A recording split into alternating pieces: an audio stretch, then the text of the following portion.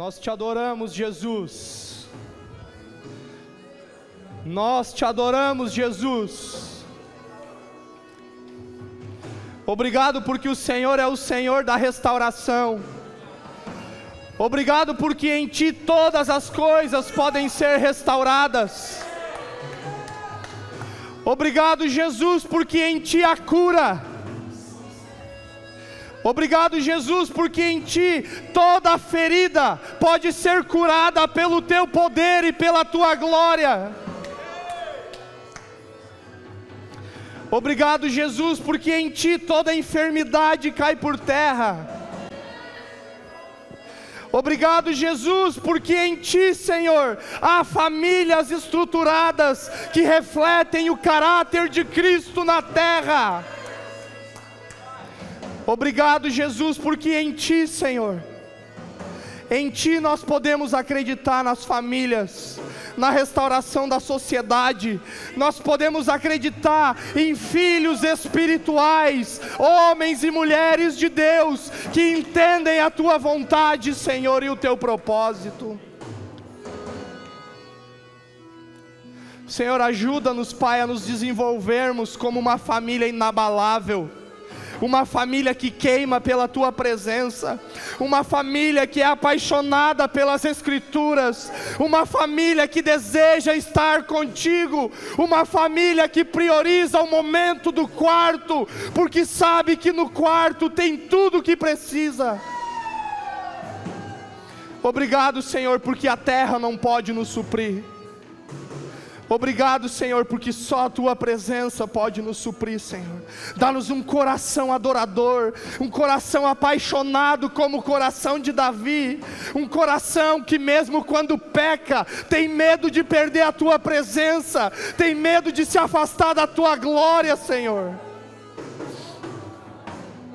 Senhor, nós estamos aqui, Senhor, para Te exaltar e Te bendizer, e que o Teu nome seja glorificado neste lugar. Pai, glorifica o Teu nome mais uma vez por meio da Tua palavra. Que aquele que chegou neste lugar desacreditado possa acreditar novamente. Aquele que chegou nesse lugar sem esperança possa ter esperança de novo. Aquele que chegou nesse lugar desanimado, que venha o ânimo do alto, porque em Ti todas as coisas podem ser restauradas, Senhor, e é em Ti que nós confiamos, Senhor. Glorifica o Teu nome, Senhor. Eu não sou nada, eu sou apenas pó, mas o Senhor é Deus, o Senhor é poderoso, o Senhor é majestoso, o Senhor é maior do que tudo e que todos, e o Senhor está acima de todas as coisas, porque o Senhor é o alfa e o ômega, o princípio e o fim, aquele que era, que é e que há de vir, o maravilhoso conselheiro, o príncipe da paz, o Pai da eternidade, a estrela da manhã. Ah, Jesus, nós precisamos de Ti, Senhor.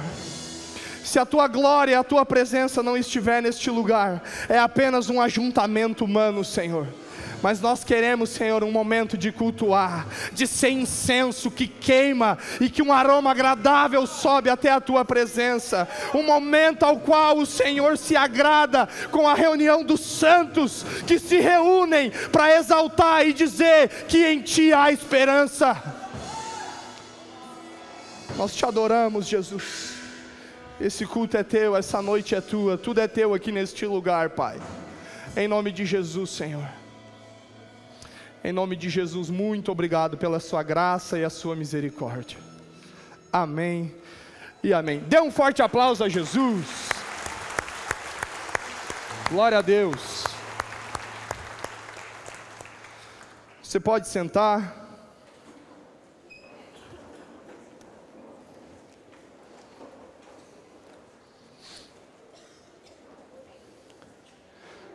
Vocês estão felizes? Estamos aí, né, com 40 dias. O grupo dos conectados, Deus abençoe vocês. Que o Senhor fale grandemente com cada um. Estamos aí na nossa campanha de 40 dias de jejum e oração.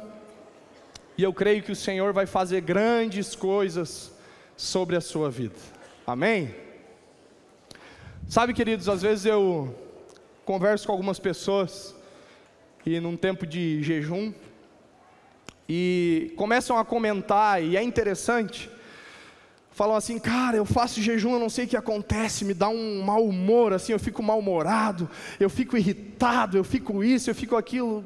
Que bom, é para isso mesmo, é para você aprender a lidar com as suas próprias irritações, é para você aprender a lidar com os seus sentimentos e com as suas emoções, de quando as coisas não estiverem do seu jeito, ainda assim você conseguir estar alinhado com o Senhor. Então esse tempo de jejum e oração, queridos, é para que a gente possa de fato acessar um lugar profundo em Deus, mas é para que de fato as nossas impurezas possam cair por terra. Porque quanto mais nós entramos para o quarto, quanto mais nós oramos, quanto mais nós jejuamos, mais as nossas impurezas vão sair para fora, mais aquilo que tem do velho homem em nós vai querer sair para fora. Então isso é natural. Ah, não vou mais jejuar porque eu fico irritado. Não, continue jejuando e ore e diga para Deus: Senhor, me capacita, eu quero viver Gálatas 5:22 e exercer o domínio próprio. Amém? Irmãos, domínio próprio é para quem está na situação difícil. Quando está tudo bem lá em casa, eu não preciso de domínio próprio, está tudo tranquilo. Agora, de fato, o fruto do Espírito está em mim, é quando o negócio fica um pouquinho mais caloroso. Aí é a hora de tirar a prova real, aí é a hora de ver a brabezinha do malandro, entendeu? Aí é a hora de ver como que ele se comporta, como que ela se comporta. E esse tipo de comportamento, no momento da dificuldade, vai mostrar de fato o tipo de pessoa que ele é e aquilo que o Pai ainda deseja lapidar sobre a vida dele. E nós estamos falando sobre família inabalável, porque queremos uma família que não se abala, uma família que não é movida pelas circunstâncias, uma família que não é movida pelas coisas, mas uma família que é movida pela palavra que sai da boca de Deus. Sabe, queridos, eu sempre gostei de desafios, sempre gostei de extrapolar, de fazer coisas diferentes, sempre gostei disso. E sempre no meio dos meus desafios e também agora, nesses dias de jejum, tendo alguns desafios em Deus, tudo que eu vivia falando para mim mesmo e para minha alma era: nem só de pão viverá o homem, mas de toda a palavra que procede da boca de Deus. E eu repetia isso para mim. Quando o meu eu gritava, quando o meu eu queria fazer algumas coisas, eu falava: porque isso precisa ser uma verdade dentro do nosso interior. Porque a presença de Deus, ela é tudo que nós precisamos. E nós queremos, como igreja, ter famílias inabaláveis, famílias estruturadas na presença do Senhor, famílias que entenderam quem é Jesus e os seus princípios, e que não abrem mão de viver a vontade de Deus. Amém? Quero convidar você a abrir a palavra de Deus em Gênesis capítulo 1, versículo 26 ao 28.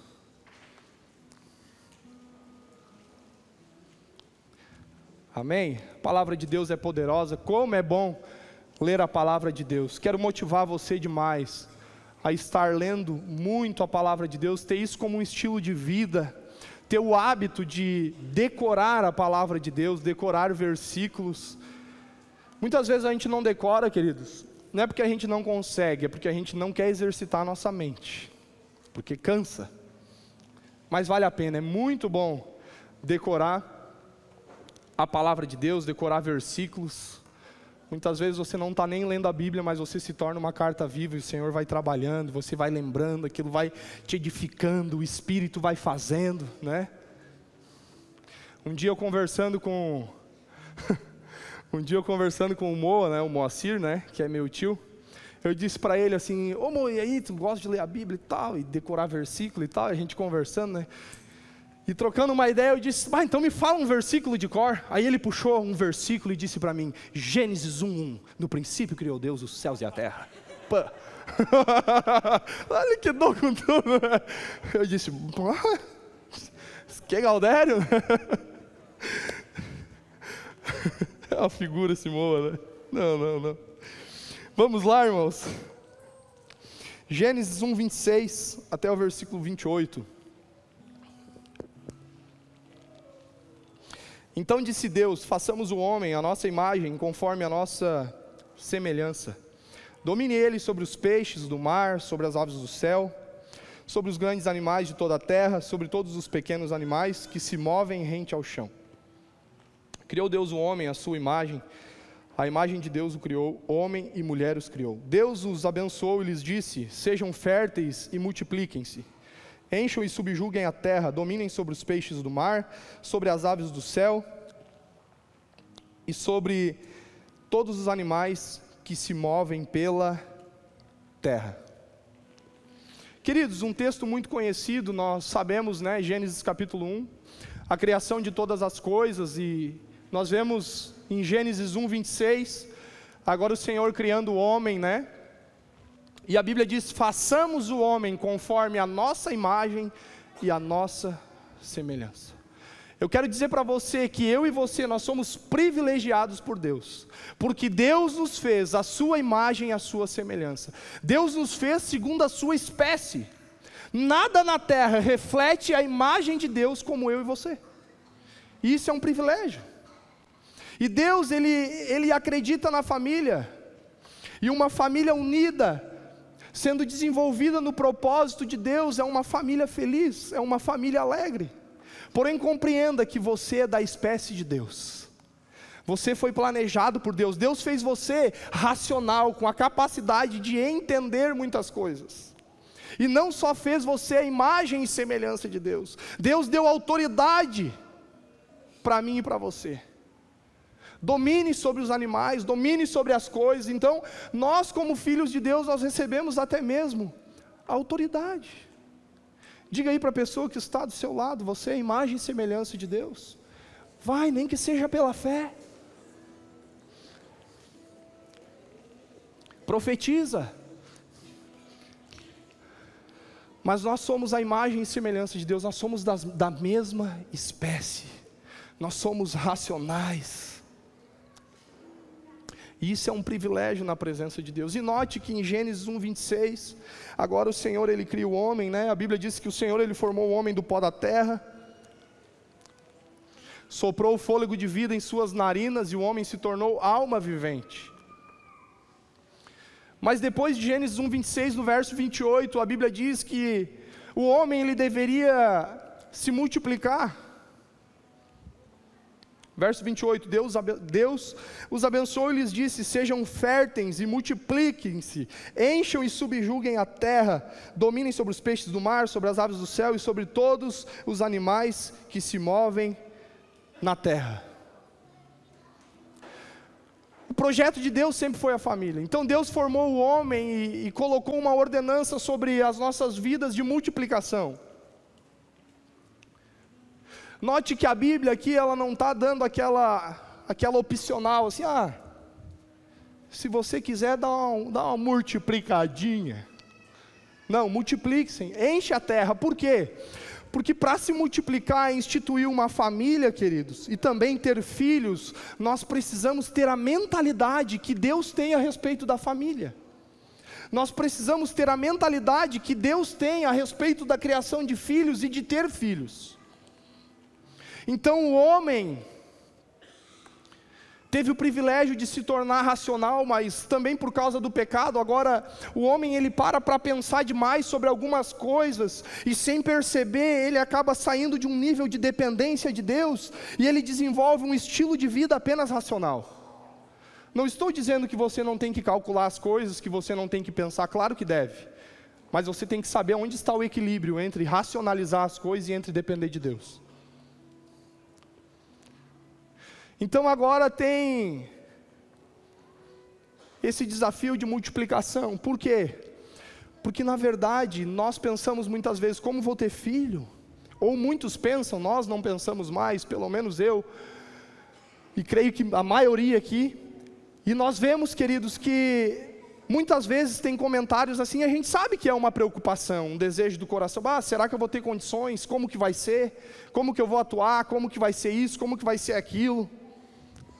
Alguns, às vezes, até chegam a dizer: olha, a coisa é mais complicada do que isso, mas na mentalidade do Senhor, quando nós nos multiplicássemos, Ele gostaria muito que nós tivéssemos esse entendimento. eu vou me multiplicar, porque se eu me multiplicar, eu estou espalhando mais a imagem e semelhança de Deus.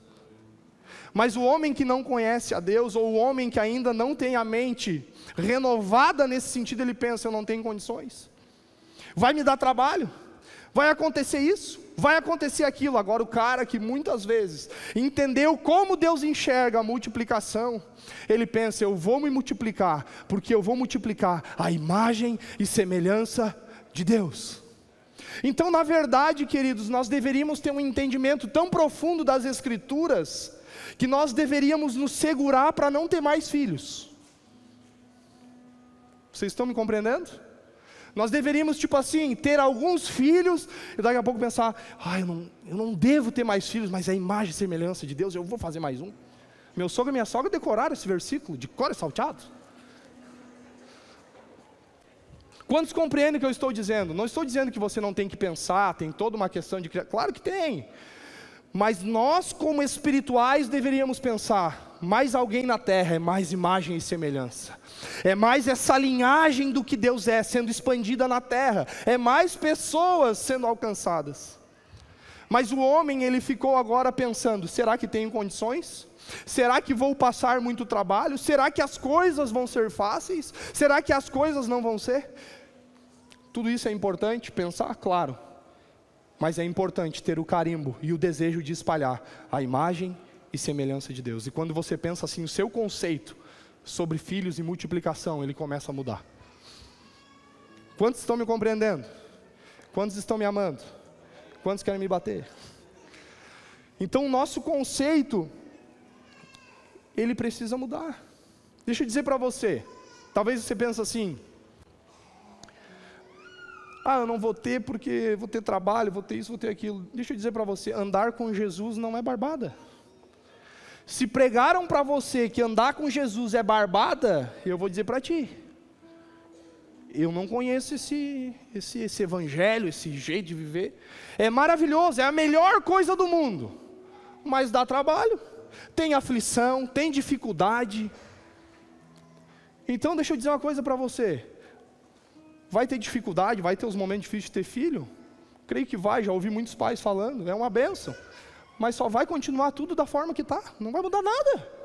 A dificuldade já tinha, ela não chegou agora. Você compreende? Então nós precisamos entrar nessa dimensão de expansão de imagem e semelhança, de passar a linhagem de Deus na terra, de expressar aquilo que Deus é com esse entendimento bíblico, porque as dificuldades elas já existem. Existem várias formas de dificuldades, claro, mas elas já existem. A Bíblia diz em João 16:33, no mundo passareis por aflições, mas tem de bom ânimo, eu venci o mundo. Ou seja, a gente já tem aflição, tem dificuldade. E eu não estou dizendo que filho é uma aflição, é um outro tipo de dificuldade, mas também tem dificuldade, tem desafios. A Bíblia diz em 2 Coríntios 4:17, porque a nossa leve e momentânea tribulação produz para nós eterno peso de glória, acima de toda comparação, não atentando nós para as coisas que se veem, mas para as que não se veem, porque as coisas que se veem são temporais, as que não se veem são eternas. Deixa eu dizer para ti, queridos, é as coisas que nós passamos dificuldades e somos lapidados nas dificuldades, que nós estamos plantando na eternidade. É vencendo as dificuldades que nós estamos plantando na eternidade. É desenvolvendo e vivendo esse projeto família como Deus planejou e se tornando a imagem e aquilo que Deus deseja segundo o seu caráter, que nós estamos semeando para a eternidade, que nós estamos tendo mais pescadores na terra para pescar pessoas para a eternidade. Então nós deveríamos ter essa mentalidade, uma mentalidade de pessoas que querem se multiplicar. A dificuldade, ela já existe, mas que estejamos revestidos de temor. Todos já sabem, minha esposa está grávida de gêmeos, é óbvio que eu estou apavorado, quem é que não sabe? Isso faz parte. Mas eu penso, todos superaram, eu também vou superar. Mas você pensa, eu sei, irmãos, que vai ter momentos difíceis, né? Vai ter aquela coisa toda e tal, mas faz parte, é a vida. Mas a nossa mentalidade tem que ser mais imagem e semelhança de Deus, mais imagem e semelhança de Deus. Então um homem, com o passar dos dias, ele se tornou tão carnal, e muitas vezes dentro da própria igreja, que ele pensa, não tenho dinheiro, não tenho isso, tudo é dinheiro, tudo é dinheiro. Se o dinheiro dá, a gente faz, se o dinheiro não dá, a gente não faz. Mas o que a Bíblia está dizendo sobre essa questão? Porque o que move você não é o tanto que você tem de dinheiro, é o tanto que você tem da presença e o que a Bíblia está dizendo acerca daquilo que você deve fazer. Então nós precisamos separar essas coisas e confiar de que o Senhor vai fazer grandes coisas na minha vida e na sua. Amém? Olha comigo Gênesis capítulo 2.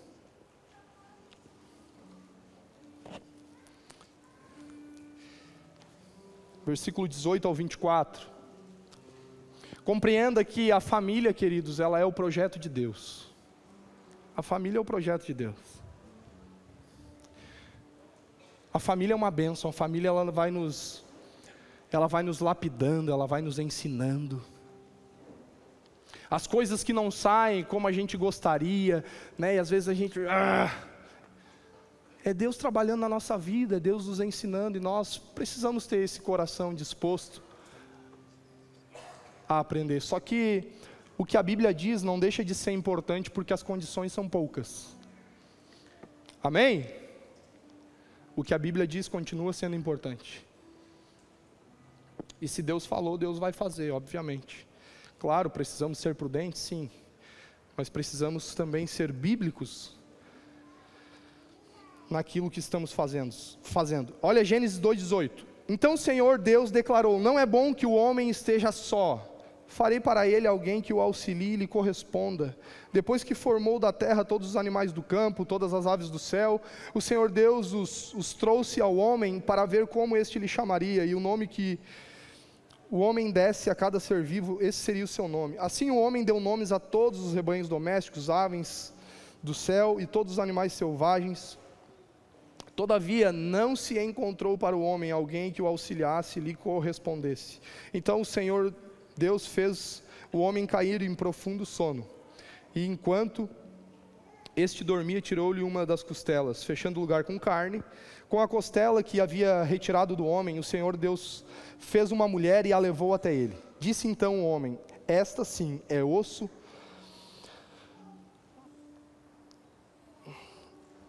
dos meus e carne da minha carne. Ela será chamada mulher, porque do homem foi tirada. Por esta razão o homem deixará pai e mãe e se unirá à sua mulher, e eles se tornarão uma só carne.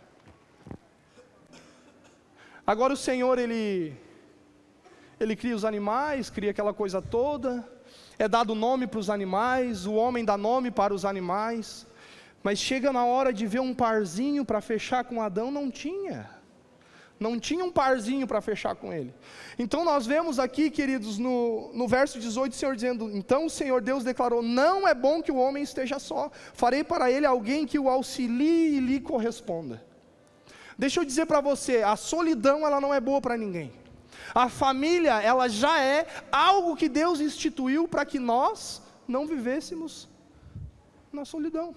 A Bíblia diz: Deus faz com que o solitário habite em família, porque Deus é um Deus de família. Deus não é um Deus de solidão. Então agora o Senhor viu que não tinha nenhum parzinho, alguém que pudesse lhe corresponder, pudesse lhe auxiliar, e disse: ó, não é bom que o homem esteja só, porque o Senhor sabe os danos da solidão. Depressão vem por causa da solidão. Pessoas que já se suicidaram vêm por causa da solidão. E muitas vezes a solidão não é estar com pessoas, é uma solidão interna. Até tem pessoas na volta, mas dentro dela ela está na solidão. Ela está vivendo um vale, um momento de muita dificuldade. Porém, a solidão não é algo que o Senhor deseja que a gente viva. Então agora, o Senhor cria alguém, uma mulher, que lhe auxiliasse e corresponda, auxiliadora idônea. Ou seja, alguém capacitada, alguém que estivesse à altura para poder cooperar, para poder estar junto com a gente. Não é alguém que é menos do que o homem, mas é alguém que o auxilia. É alguém que está lado a lado para desenvolver aquilo que o Senhor tem.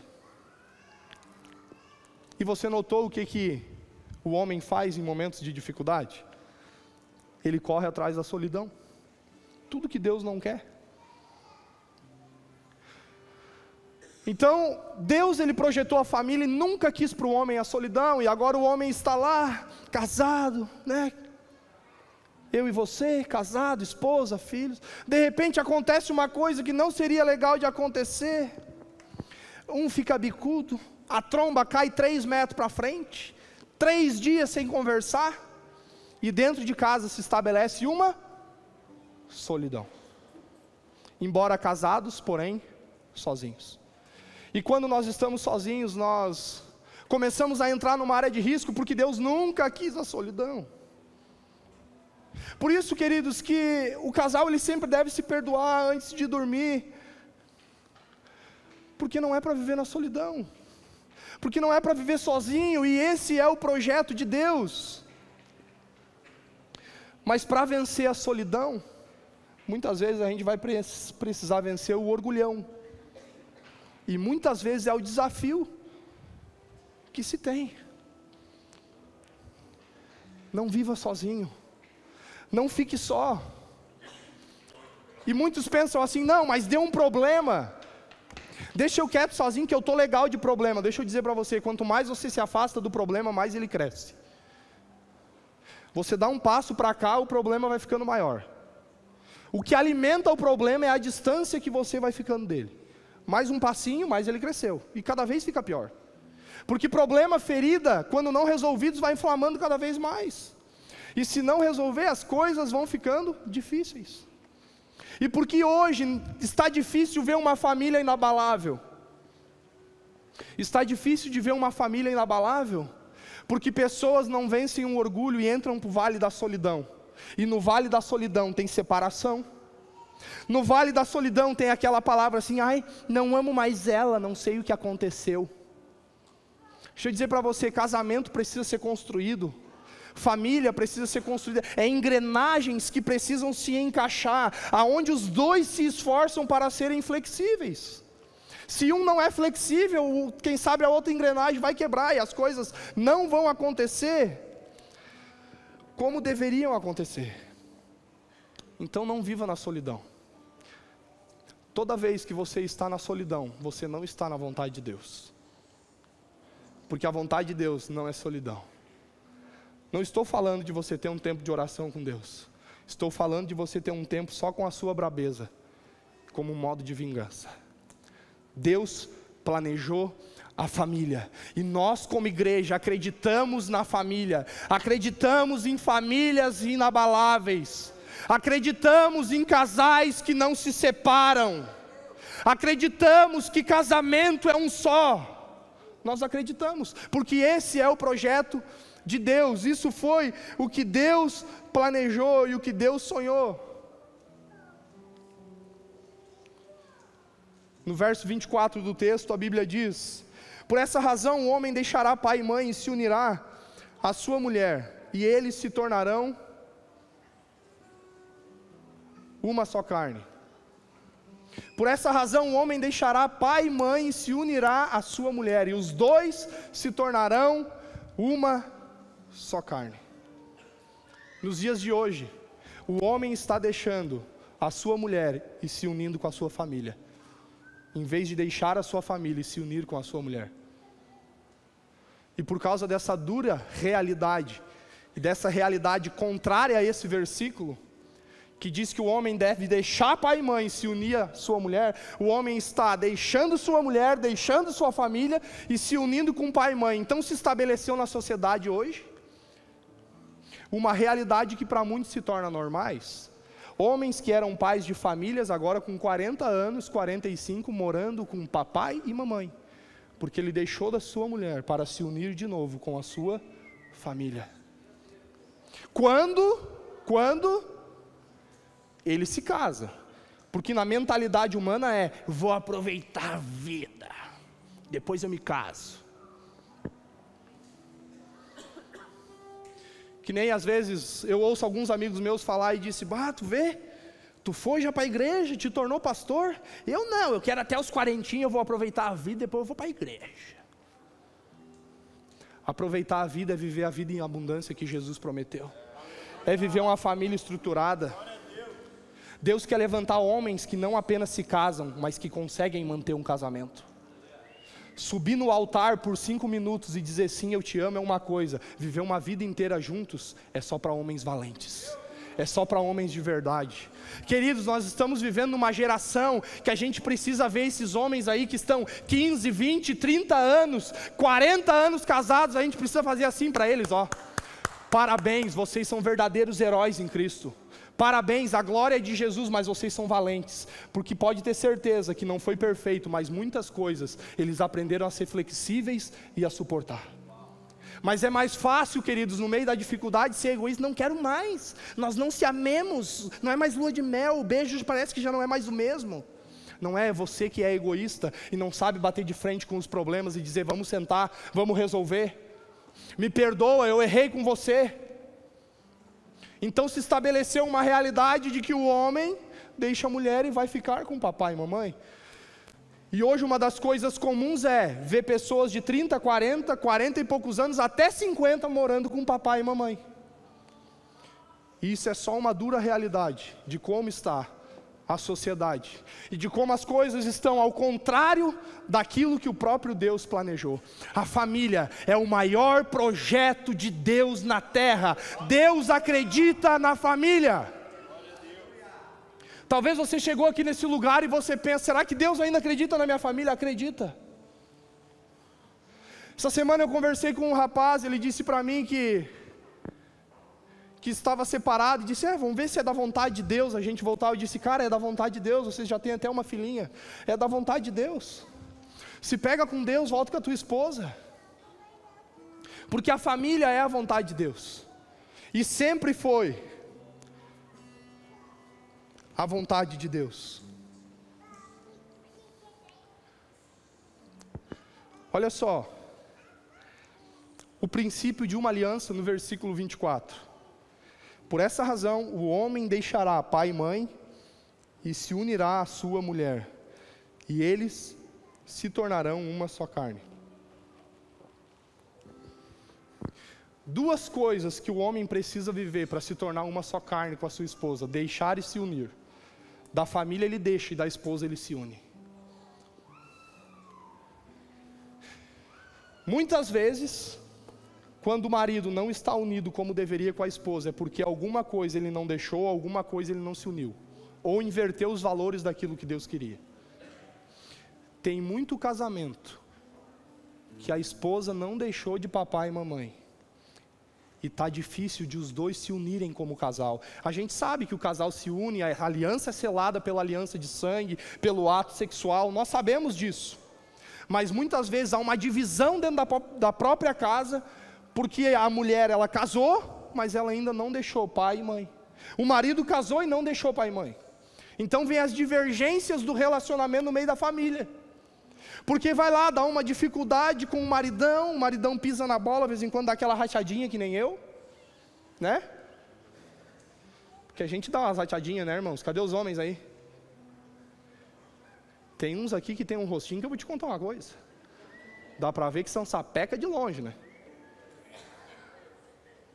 O Diego tem uma carinha preparada também que diz. Tem uma carinha de arteiro, né? Então o que é que acontece no meio disso tudo? Dá uma dificuldade, isso faz parte, é Deus lapidando. Bem-vindo a relacionamento, a um lugar de duas culturas, a um lugar de dois costumes, duas formas de pensar, dois gostos, dois tudo. E aí dá uma discutir, vai lá na mãe e diz assim: tu nem sabe o que aquele miserável me aprontou. Me falou uma coisa assim que me feriu demais, bateu lá no íntimo do meu ser, me lembrou aquilo que aconteceu em 1629, está se repetindo, eu estou muito chateada, abalada, triste, amargurada, e não para mais. que acontece? A sogra fica mordida com o genro. Amargura, raiva, fica estranha. Tu me paga, seu jacaré. E aí depois ela volta para casa e os dois começam a se dar bem de novo. Mas ele nota que a sogra está estranha, o relacionamento não está legal o negócio.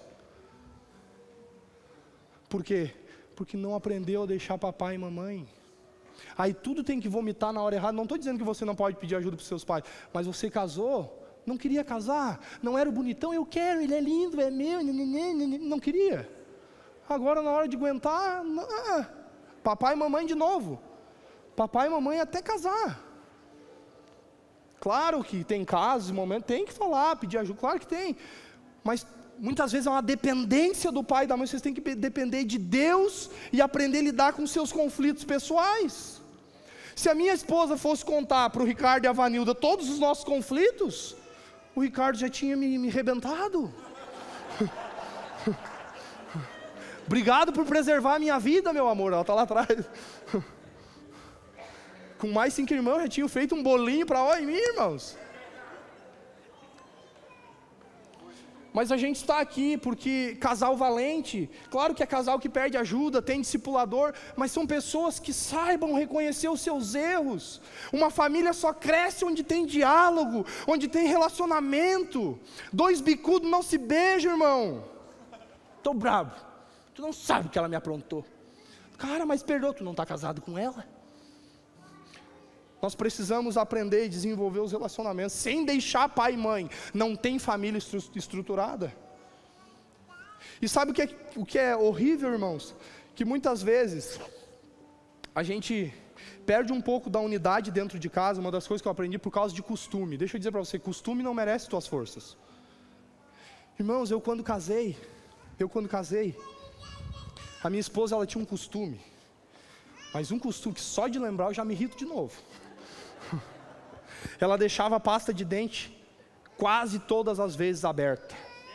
Aí você almoçava e vinha escovar os dentes assim, saía aquela pilota de pasta de dente dura assim. E aí você botava a pasta de dente na boca assim, tava aquelas bolinhas duras. Me dava uma vontade de vomitar, irmãos. Pensa um negócio que eu achava nojento. Eu dizia, amor, tem como você fechar a pasta de dente? Tá bom? No outro dia eu ia escovar os dentes, estava a pasta de dentes tapada, chegava a estar um caroço na ponta. De novo, irmãos, aquela dificuldade. Quando eu casei, irmãos, perfeccionista, metódico, as cadeiras tinham que ficar em pezinha, alinhadinha com a pia, e papapá, para cá e para lá. Ela mexia, eu dizia, amor, não mexe. Está todo mundo se identificando, né? Porque a gente vem cheio de manias, irmãos, e a gente quer implantar os nossos costumes. Costumes não merecem as suas forças. Não desgaste o seu relacionamento por causa de costumes. Seja flexível. As coisas são menos importantes do que as pessoas. Aleluia. E sem perceber, irmãos, por causa de uma pasta de dente, eu me desentendi com a minha esposa. É verdade. E se você me perguntasse e falasse quem é mais importante, a pasta de dente ou ela? Eu dizia a pasta, não, eu dizia ela. É óbvio que eu ia dizer que ela era mais importante, irmãos. Mas no dia a dia a gente é tomado pelos sentimentos e emoções, uma coisa pequena que aconteceu há 5 anos atrás, tá bom, irmãos? Só para ficar claro. Mas são coisas que vão desgastando. Quantas brigas aí porque o banheiro estava com papel higiênico assim, quase batendo no forro? Tira o lixo, homem. Coisas pequenas, claro que tem que ser resolvidas, tem que ser, mas não desgaste o seu relacionamento, viva por algo maior, viva pelos princípios de Deus. Costumes não merecem as suas forças. Deixe pai e mãe e se una à sua mulher. Como vai se unir? Através do relacionamento, da intimidade sexual, mas através também de um caminho de diálogo. Relacionamento sem diálogo não cresce e não desenvolve. Coisas amortecidas muitas vezes não estão curadas. Aparentemente parece que o casal está bem, parece que as coisas estão fluindo, porque eles nunca param para conversar, mas se você ir a fundo nas feridas e nas coisas do passado, começa a dar chororô, começa a dar lágrimas, as coisas começam a acontecer. Por que o curso Aliança é tão bênção? Porque começa a mexer nas tripas, começa a ir lá atrás. O que tu fez? Vamos voltar lá atrás, vamos lá, o que tu tinha feito lá? Qual foi aquela palavra que tu lançou? Essas coisas precisam ser resolvidas, a gente não pode se iludir, queridos. Ai, está curando porque a ferida tem uma casquinha, mexeu na casquinha, está cheio de pus por baixo e inflamação. Tem que tirar a casca, tirar a inflamação, e esfregar, tirar a inflamação até sair sangue, e aí depois vai vir uma casquinha assim, fica só a cicatriz, todo mundo inteirinho. Mas a cicatriz vai ficar como um ensino. Então muitos relacionamentos não aprenderam a deixar pai e mãe e se unir. A sua mulher, e isso tem sido uma grande dificuldade e uma dura realidade na nossa geração, onde marido está deixando sua mulher e se unindo à sua família, mas nós como igreja acreditamos na família. Talvez você, marido, diga para mim assim: eu não sei o que acontece, eu não consigo entender a minha esposa. Eu quero dizer para você, eu também não entendo a minha. Não entendo. Irmãos, a mulher, ela conseguiu conversar com a serpente, como é que a gente vai entender elas? A Bíblia diz que elas, trocaram a ideia. Para conversar com cobra tem que ser ninja. Tem que ser, falar inglês é barbada perto disso, né? Irmãos. Eu sei que a irmã Regiane me ama. Mas sério, às vezes a gente quer entender coisas que... Um lugar, uma família, onde os sentimentos e emoções são valorizados, irmãos, as coisas vão acontecer. Às vezes você tem a razão, você diz: tá bom, amor, eu vou me esforçar. Você tinha razão, estava até certo, mas o seu casamento é mais importante do que a sua razão. Faz balãozinho com a sua razão e dá um chute na gaveta e sai para o abraço. Irmão, entendeu? A gente batalha tanto pelas nossas razões, pelos nossos direitos, por isso. Eu não estou dizendo que a gente não deve ser certinho e justo, claro que tem que ter, mas aprenda a valorizar mais as pessoas do que as coisas. Aprenda a valorizar mais as pessoas do que os costumes. Tudo isso é muito mais importante. E entenda que casamento é para a vida toda, família é para a vida toda, não é descartável. Cansei, está difícil, agora já era. Não, eu sei que eu tenho um caminho ainda para trilhar. Fazem 7 anos que eu estou casado, e quanta coisa eu já passei. Imagina você que tem 30, né? Fica sentadinho aí, caladinho, parece um santinho, né? Abre teu coração. Mas casamento é para a vida toda, queridos. Nós estamos numa geração e nós queremos ser igreja de verdade, com família inabalável, família estruturada. Nós estamos numa geração que é normal pastor adulterar e casar com outra mulher e estar em cima do púlpito. Mas isso não é normal para nós, irmãos. O meu maior ministério é a minha família. Se eu perder a minha família, acabou meu ministério. Se eu perder a minha família, acabou minha autoridade, porque nada vai suprir o fracasso de uma família. Se você fracassou dentro de casa, você fracassou em tudo. Eu quero cuidar, eu quero discipular, eu quero amar, faça isso. Seja apaixonado pela presença de Deus, mas cuide da sua família, cuide da sua esposa, cuide dos seus filhos, invista na sua casa. Se entregue ao reino, se jogue à vontade de Deus, mas entenda que o seu maior ministério é a sua casa, é a sua família. E a pergunta que fica é: como está o coração do seu marido? Como está o coração da sua esposa?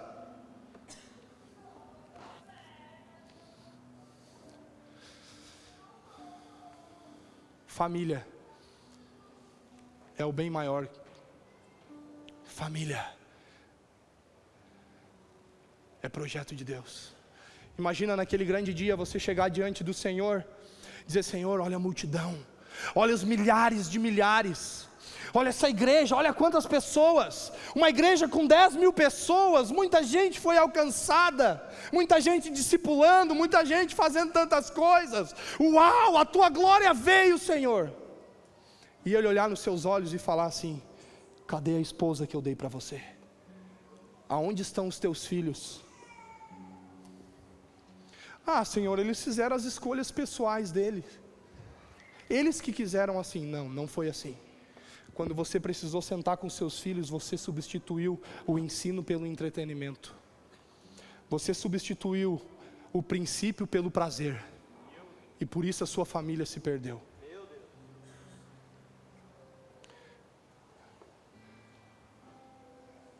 Guarde a sua casa. Cuide da sua família.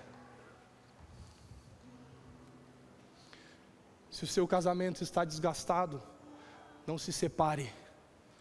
Talvez você diga: eu estou arrebentado. Não importa. Um arrebentado com Jesus fica fortinho, bem ligeirinho. Não abra mão da sua casa e da sua família. Queridos, talvez para muitos é normal um pastor se separar, um cristão se separar. Para nós não é normal. Para nós não é normal. Casamento é um só. Casamento é para a vida toda. Por isso escolha bem, porque depois não vai poder soltar. Depois aguenta. Escolha bem, seja bem criterioso. Ah, porque ela é bonitinha, se arruma, mas não lê a Bíblia, não ora, não quero. Seja assim, jovem. Se não é espiritual, não é para você. E se você quer alguém que não é espiritual, talvez isso revele que você não é tão espiritual quanto você pensa. Porque se você fosse espiritual, você não desejaria pessoas que não são espirituais. Na verdade, o tipo de pessoa que você quer se envolver só revela o tipo de pessoa que você é. Se você quer alguém espiritual, isso é um indício de que você também é espiritual. Agora, se na pressão do dia a dia você pode ser. Casar não é pode ser, querido. Casar é princípios. Para casar com isso não é vaidade, isso não é ser orgulhoso, isso não é se achar melhor do que ninguém. Mas alguém para casar com você, você tem que ser espiritual e dizer assim: vamos ver se ela vai ser compatível com a espiritualidade que o Senhor deseja. Se não for, vaza, não vai. Não vai. Talvez você diga: mas a intimidade é tão boa. Querido, é boa, é maravilhosa. Mas vai passar esse ápice aí.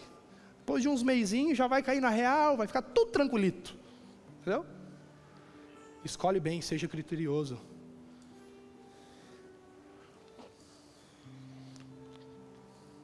O seu maior ministério é a sua família. O seu maior ministério é a sua casa. Olha o que a Bíblia diz: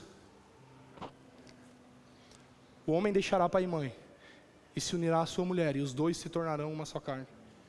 Está falando de homem e de mulher. Então família para Deus é homem e mulher. Não é duas mulheres, nem dois homens.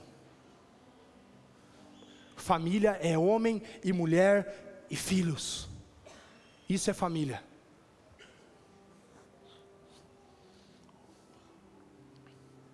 Ai, mas a sociedade está aprovando a ideologia de gênero, a gente não tem que cumprir as leis dos homens. Claro que tem. Mas se a lei dos homens interferir na lei e na palavra do Deus Altíssimo, nós vamos pela palavra. E Deus vai honrar a gente.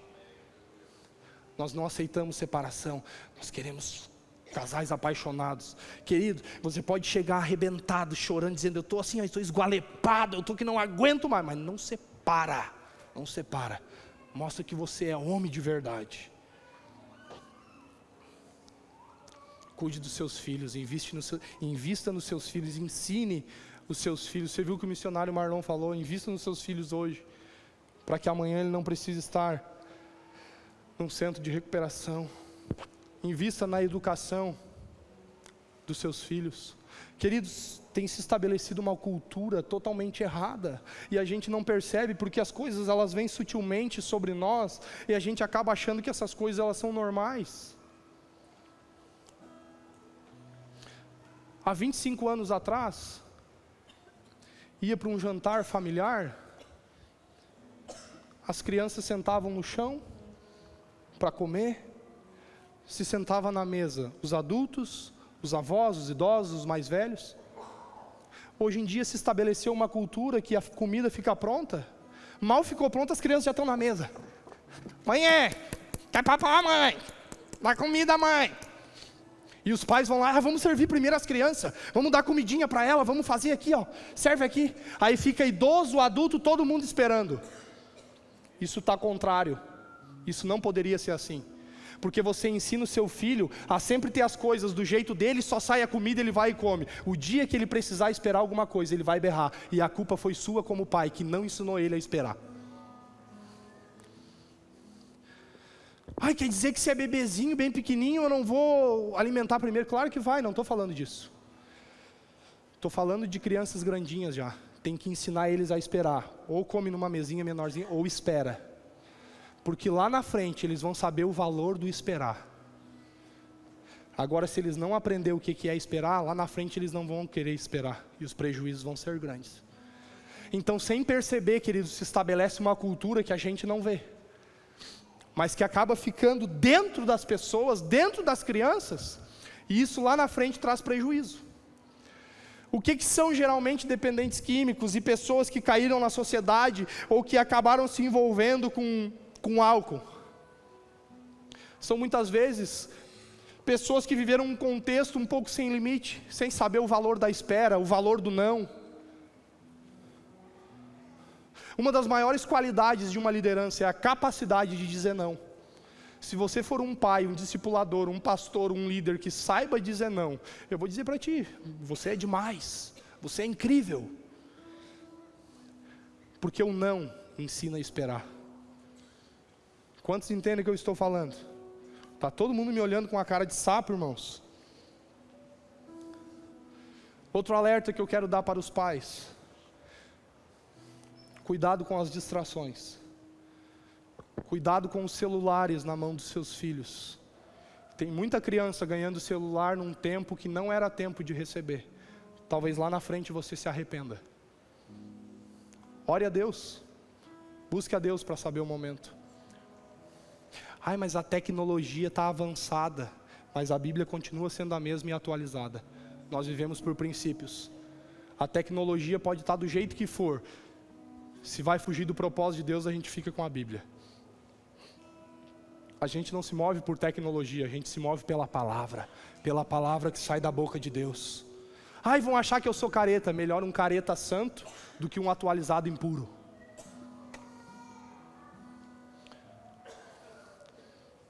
O Evangelho é um evangelho radical, queridos.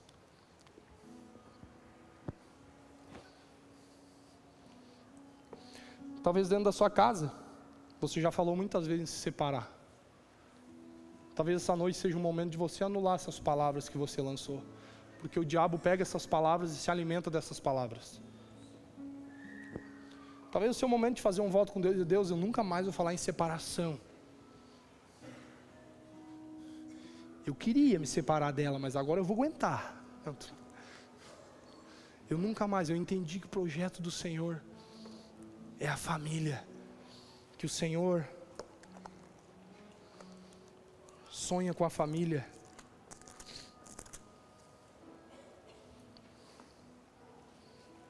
Abra comigo a palavra de Deus em Mateus capítulo 5, versículo 13.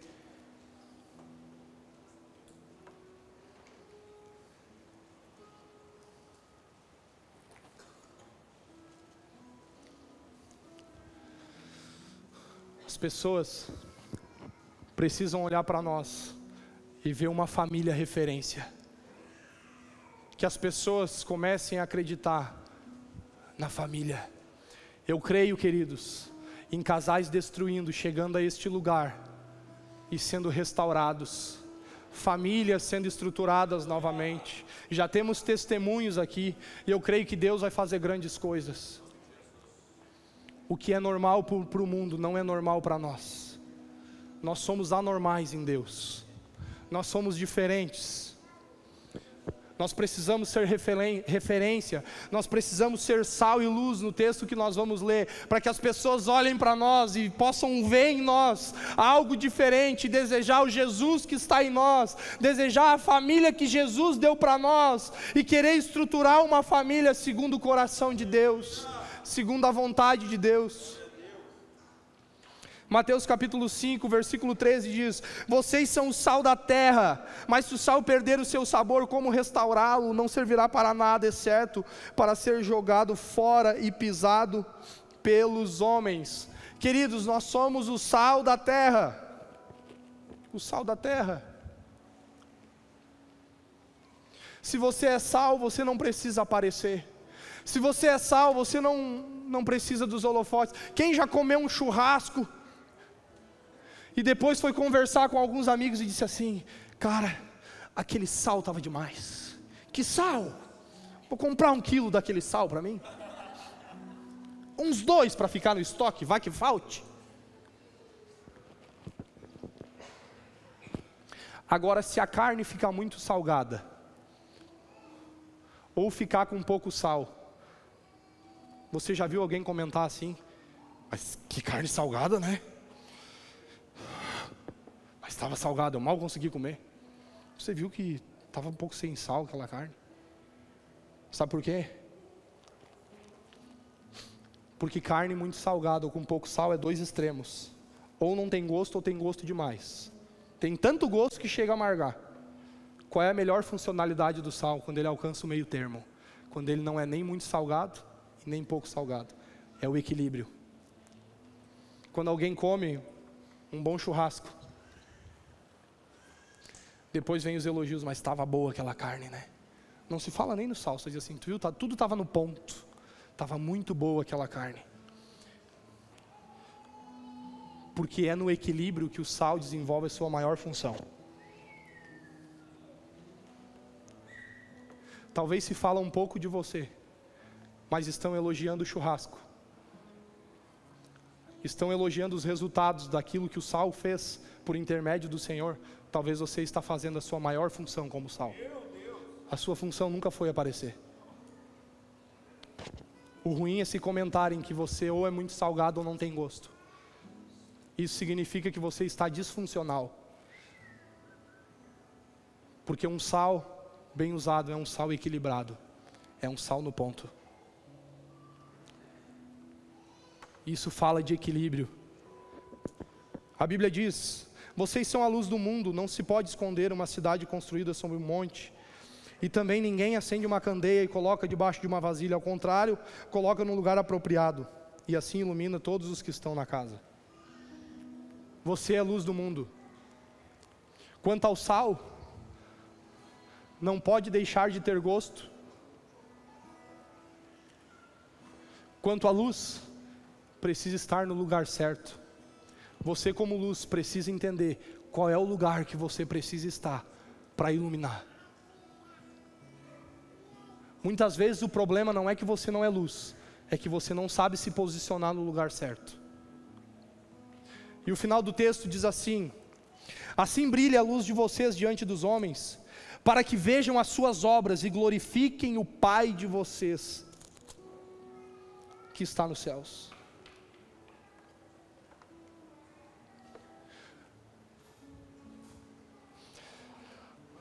Assim brilha a vossa luz diante dos homens, para que vejam as boas obras e glorifiquem o Pai que está nos céus.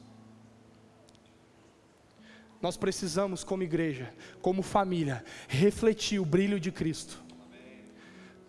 Ser uma igreja de boas obras, para que pessoas olhem para nós e glorifiquem o Pai que está nos céus.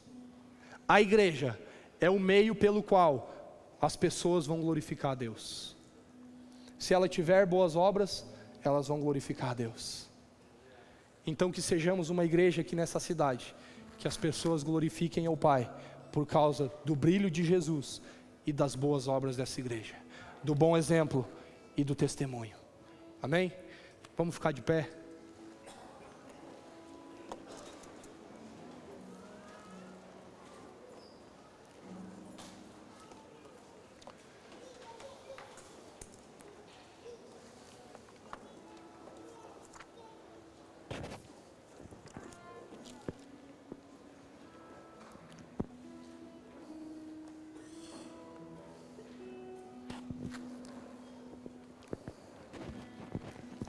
Quero convidar você a fechar os seus olhos.